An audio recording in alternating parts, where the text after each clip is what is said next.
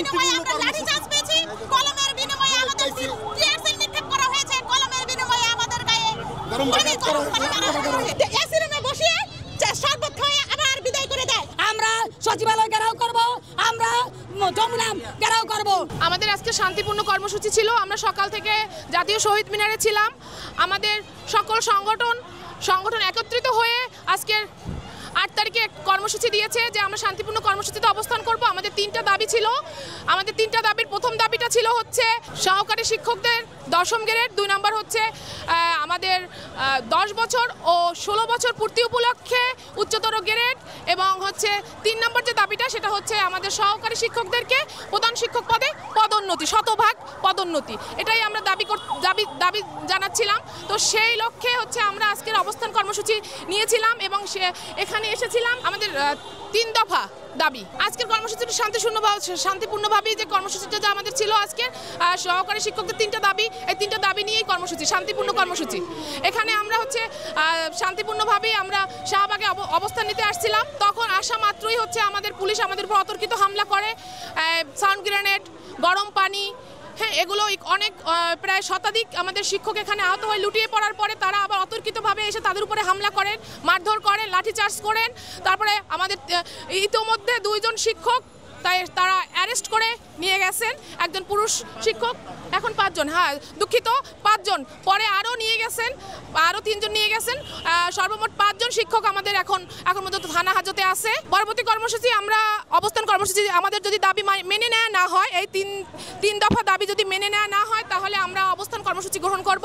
এটাই আমাদের আজকের কর্মসূচিতে, এটাই হচ্ছে আজকের আমাদের দাবি যে যেহেতু আমরা শিক্ষক, জাতির গড়ার কারিগর, আমাদের উপর লাঠিচার্জ। আমি এসেছি বরগুনা জেলার বেতাগী উপজেলা থেকে। যখন একজন শিক্ষক 9টা থেকে 4:30টা পর্যন্ত বিদ্যালয়ে থাকেন, তাহলে তারা কি বিদ্যালয়ে 6 টাকা টিফিন খেয়ে থাকবেন? 6 টাকা টিফিন খেয়ে থাকবেন? 9টা থেকে 4:30টা পর্যন্ত উপস্থিত আমাদের কেন টিফিন ভাতা দেওয়া হয়? সকল ডিপার্টমেন্ট পদোন্নতি পায়, আমরা কেন পাই না? সকল ডিপার্টমেন্টে একটা নির্দিষ্ট সময়ে 10 এবং 16 বছর পরে গ্রেড পেয়েছে, আমরা কোনো টাইম স্কেল পাইনি। আজ এত বছর চাকরি করি, একটা টাইম স্কেল পাইনি। কোন ডিপার্টমেন্ট বলতে পারবে যে তারা টাইম স্কেল ছাড়া অবস্থান করতেছে? প্রাথমিকে 3য় শ্রেণী দিয়ে রেখেছে এবং আমাদের সিলেকশন গ্রেড বন্ধ, পদোন্নতি বন্ধ। আমার ঊর্ধ্বতন কর্মকর্তা যদি পদোন্নতি পায়, আমি ভাই কি দোষ করলাম? আমিও তো অনার্স মাস্টার্স পাস করা, একই যোগ্যতা, আমি অনার্স করেছি, আমি মাস্টার্স করেছি, আমারও তো পদোন্নতি চাই।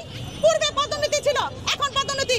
প্রতি সময় আমরা যখন বলি আমাদের টাইম স্কেল দেন, আমাদের পদোন্নতি দেন, আমাদেরকে নিয়ে এসি রুমে বসিয়ে শরবত খাওয়ায় আবার বিদায় করে দেয়, কখনো প্রজ্ঞাপন দেয় না।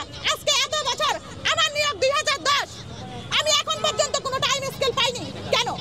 আমরা কেন্দ্রীয় শহীদ মিনার থেকে হাঁটি পা করে এখানে শান্তভাবে আমাদের দাবি উপস্থাপন করেছি। সেই দাবি উপস্থাপন আমরা ওনাদেরকে কলম দিয়েছি যে এই কলম দিয়ে যেন আমরা আমাদের দাবি বাস্তবায়ন করে। ওনারা আমাদেরকে টিয়ার গ্যাস ছুড়েছে এবং লাঠিচার্জ করেছে। কেন রে ভাই এই বৈষম্য? এই সোনার বাংলায় সেই 1948 সাল থেকে এদেশকে স্বাধীন করার পরে তারপরে 71 আমরা 47 সালে পাকিস্তানের সাথে আমরা বৈষম্যের কারণে স্বাধীন হয়ে এলাম। 71 আমরা স্বাধীন হয়েছি, 24 নাকি আমরা আবার স্বাধীন হয়েছি। তাহলে কেন এই বৈষম্য থাকবে?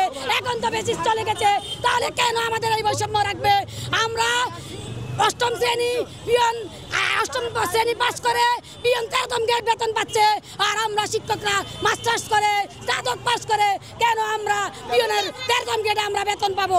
শিক্ষক যদি জাতি গড়ার কারিগর হয় তাহলে সেটা কাগজে কেন হবে? সেটা বাস্তবে রূপ দিতে হবে। সেই বাস্তবে রূপ বানানোর জন্য আমরা এখানে শহীদ মিনারে এসেছি এবং শাহবাগ সামনে আমরা সচিবালয় ঘেরাও করব, যমুনা করব। ডক্টর মোহাম্মদ ইউনূস স্যার, আপনি পরবর্তী চাচ্ছে আমরা সচিবালয় ঘেরাও করব, আমরা যমুনা ঘেরাও করব। ডক্টর মোহাম্মদ ইউনূস স্যার, আপনাকে জানিয়ে দিতে চাই আপনি একজন শিক্ষক ছিলেন।